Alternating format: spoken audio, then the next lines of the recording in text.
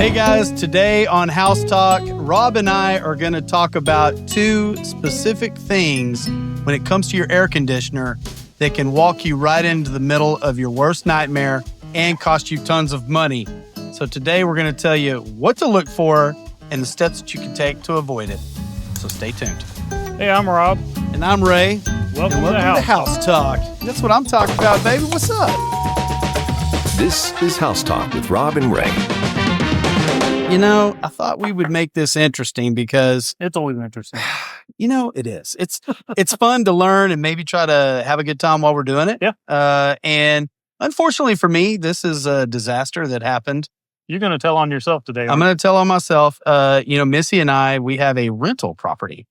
And I'm just kind of setting the stage for what happened. The tenant calls in and she's like, my air conditioner keeps shutting off and on. And so I'm like, okay, well, we'll send a tech out and see what's going on. Right. You're a good landlord. I'm a good landlord. Thanks, Rob. What happened was the inspiration for today's show, because I realized that this probably happens to a lot of people. So I think it's going to be a great topic. And I know we have a special product here to showcase that most people probably don't know about. That we didn't know about until just recently. That's right. Because we're like, as a landlord, how can I protect myself? So I think it'd be kind of cool to show it, and we'll just talk about see where it goes. See where it goes. Yeah, we'll have some fun with it. Okay. So I like this. Right out the gate, when you talk about air conditioning, I mean, what's the first thing you're saying? Air. Air's got to move. Air's got to move. Moving, it's not working. Amen. Right. And that's the thing, right? Because most folks think about the air moving from the vent, right, or maybe going in the intake vent, but they're not realizing that air is moving through a lot of other places as well. Yep. But I feel like we're both right on the spot. It's all about airflow. Yeah, for your system to work correctly, it's got to be moving through the condenser. It's got to be moving through the evaporative coil in the unit inside. It's got to be moving through your return from your return drills and your return filters. Oh, yeah. How much do you love when we hear about folks that they're like, yeah, I was going to replace the filter. It was really dirty, so I took it out. And that was a couple of weeks ago, and I'm gonna go by the box store and get that. Just a little tip: if you go to change your air filter, in your AC unit, and the air's on, and you hear, that's a sign that you probably waited a little bit too long. If the filter's all bowed up and about to be sucked into the vent. And I've got great news for folks out there that run this system without the filter. The great news is that there's that evaporative coil, problem, right? Yeah, it's going to catch all that debris and form almost what's the consistency of a doormat inside there. And it's almost impossible to get to without calling a professional. Oh, yeah, you got to disassemble the unit to get to that coil to get that cleaned at that point. Yeah, it's like forget about it, But, it's one of those things that's so preventable. I think maybe the first key point today for everybody out there is never run your system without a filter. Yeah. If you're not able to find that filter, or you haven't made it to the store to get the new one, turn that thing off until you get the new filter put back in. And I think the best course of action when you're getting filtered, always get an extra filter. That way, when you get to the point you got to change it, you've already got that one. You use that one, then you go get a replacement. So you got one on standby at all times. You know what, Rob? That's what I love about you. A little bit of maintenance goes a long way. You're always thinking ahead. I love that. It's so true. And, another thing that they could do is they could date it with a little permanent marker. That's good. And just write the date on there so that when you're looking at it and you're like, when did I do this last? Put a little alert in your smartphone. Yeah. We're already doing it. Useful tips, right? Yeah. So, okay. I think we need to see the picture. I don't want to see the picture. All right. So if we could, that was instantaneous. Everyone in the room is a little too excited to show this picture. I don't think I've ever seen a condenser with a blanket on it. Well, that's not a condenser. That is that's a rug making machine. I'm going to be selling those on Amazon. You can't even see the coils. There's actually fins and coils underneath there, right? But you cannot, the air cannot get to. Yeah, and this home has a lot of trees. It's got cottonwoods. Cottonwoods are the worst. They're the worst. Sure.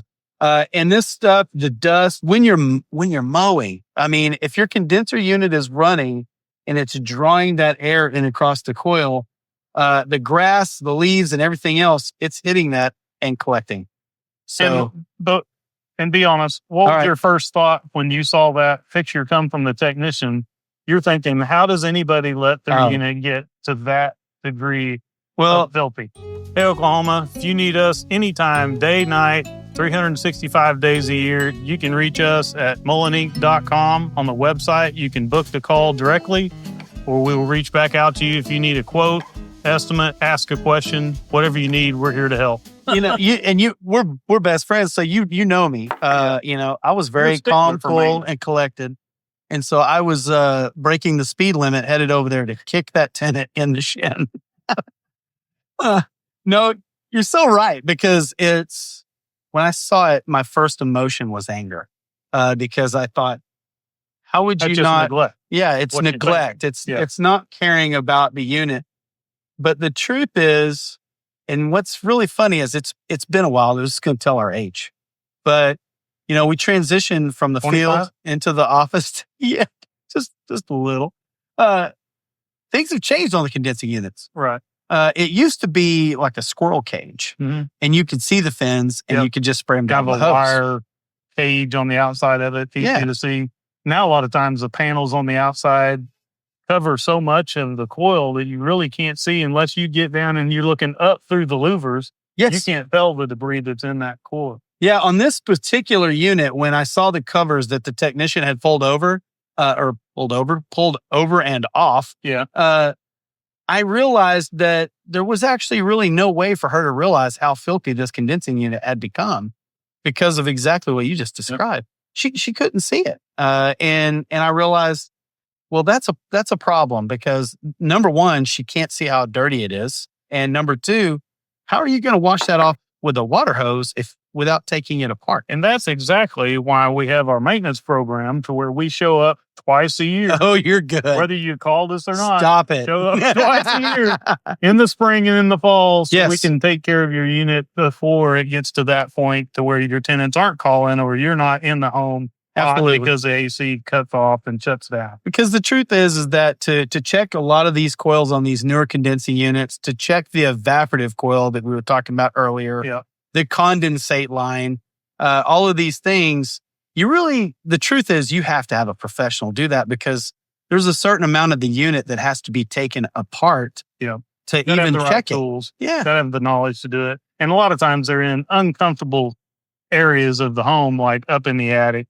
Yes. So, doing it in the middle of the summertime when the attics are now 140, 150 degrees. Yeah, it's a little snug. Yeah. A little warm. Great place to put like a raw egg and some bacon and then come back later. But just a call out to that. Our AC technicians are complete studs with the fact that they go up there and they spend I don't know how they do it. Attic I don't know how that type of heat.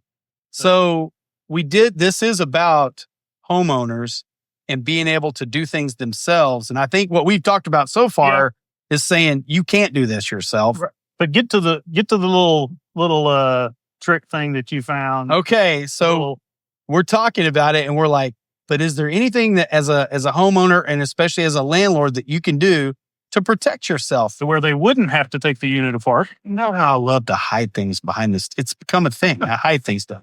I'm going to get this out of the bag here. I found this. Fishnet? Yeah, it's trampoline canvas. That's what it looks like, right? Yeah, it actually does. So this is really interesting because this mesh, it's UV protected. It's pretty fine. It's very fine. You can tell that if you look at it, you can see through it. So air can obviously pass through it very freely, right? And look how it comes into a cube. So you can just set this right over the unit. Drop it right over the condensing unit.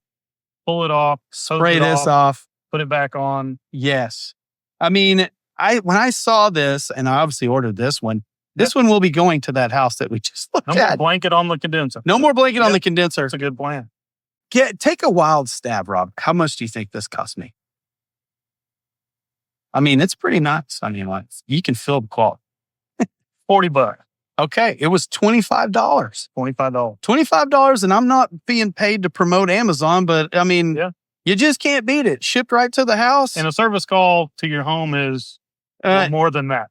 Just a little more than that. But I mean, that's a good bargain. And what's great about it is when it starts, like you said, when it starts to get filthy, you just go and spray it off or take it off and clean it, put it right back on. Now, this is not for us. This is for the homeowner out there to protect their unit and to maybe avoid having to. Which I think you made a good point, especially if you have a lot of landscaping, you've got a lot of trees, you've got a cottonwood in your yard or your neighbor's yard. Oh, yeah. Don't cut your neighbor's cottonwood down. But don't do it. Although you're going to want to, that's a perfect solution right there. It really is. You don't have to take that unit far. So I had one last thing I want to ask you about, which ties into the HVAC and the plumbing for us. And it's something that people notoriously have problems with, and that is the condensate drain. I know underneath that evaporative coil, it's called the evaporative coil because we've got a lot of evaporation that happens. A lot of condensate. It drops down, the condensate drops down into this pan and goes out the condensate drain. Yep. Some go straight out the side of the house and this drain on the ground. Others connect to your actual plumbing system or drop into a floor drain. Yeah, or a floor drain. Yeah. But they get growth inside of them. They can get clogged up. Do you know of any tricks or the trade for people to maybe avoid issues like that? Well, for one, checking them in the spring before you fire up your unit for the summertime usage when you have a lot of heavy condensate is a good idea. But yeah, that condensate running through there, especially after it starts sitting, when your unit starts slowing down in the fall, that condensate sitting in that line just starts creating this gel. Yes. And that gel builds up until it's heavier than the water, and then the water can't pass through. And then next thing you know, you got water coming through your Yeah, you're like, we have a leak. And it's the condensate. And it's always incredible how much condensate comes from a unit. Oh, yeah. But with the humidity in Oklahoma, it's a lot. You got to keep this thing clean. For sure. Just a raw question. You ever, in your personal home, thought that maybe it was clogged, you want to check it, so you just get down there and blow in it? Blow on it. Yeah, blow it out. Take a hose to it. It's kind of that thing where, it's like everybody's swallowed gas at some time in their life, right? I mean, yeah. You got to think, that a little shot of air or something like that, it will open it up. But if you do something like that, I just thought we'd throw this out there. If you do something like, you might be surprised, the slime and the condensate, and you open it up and it's coming right at you. Yeah, you might be having yourself a little vegetarian shake there. It might not be great. That's a good tip, Ray. And of course, as always, if folks run into a situation and the tips and the pointers are not enough and they need our help getting the problem done, how do they get a hold of us, bro? Well, they can call us at 918-258-6636, or they can find us on the web at mullininc.com. Sweet. And that has been House Talk. Hey, Oklahoma, if you need us anytime, day, night, 365 days a year, you can reach us at mullininc.com. On the website, you can book the call directly, or we will reach back out to you if you need a quote, estimate, ask a question, whatever you need, we're here to help.